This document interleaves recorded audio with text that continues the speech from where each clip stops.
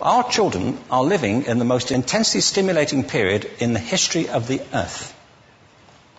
They're being besieged with information and calls for their attention from every platform, computers, from iPhones, from advertising holdings, from hundreds of television channels.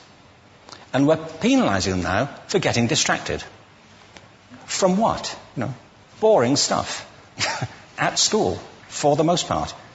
It seems to me it's not a coincidence, totally, that the incidence of ADHD has risen in parallel with the growth of standardised testing. Now, these kids are being given Ritalin and Adderall and all manner of things, often quite dangerous drugs, to get them focused and calm them down. If you think of it, the arts, and I don't say this exclusively of the arts, I think it's also true of science and of maths, but I say about the arts particularly because they are the victims of this mentality currently, particularly. The arts especially address the idea of aesthetic experience. An aesthetic experience is one in which your senses are operating at their peak, when you're present in the current moment, when you're resonating with the excitement of this thing that you're experiencing, when you are fully alive. An anesthetic is when you shut your senses off and deaden yourself to what's happening.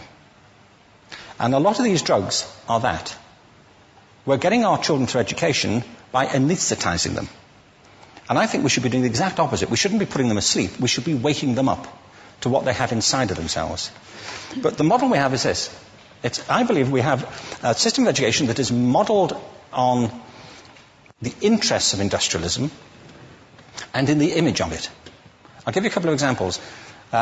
Schools are still pretty much organised on factory lines, ringing bells, separate facilities, specialised into separate subjects. We still educate children by batches. We put them through the system by age group. Why do we do that? Why is there this assumption that the most important thing kids have in common is how old they are?